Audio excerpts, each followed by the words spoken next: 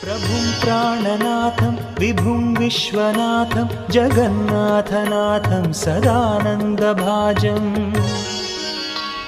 भवद्भव्यभूतेश्वरं भूतनाथं शिवं शङ्करं शम्भुमीशानमीडे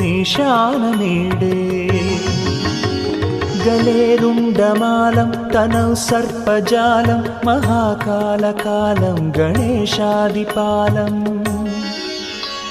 जटाजूटगङ्गोत्तरङ्गैर्विशालं शिवं शङ्करं शम्भुमीशानमीडे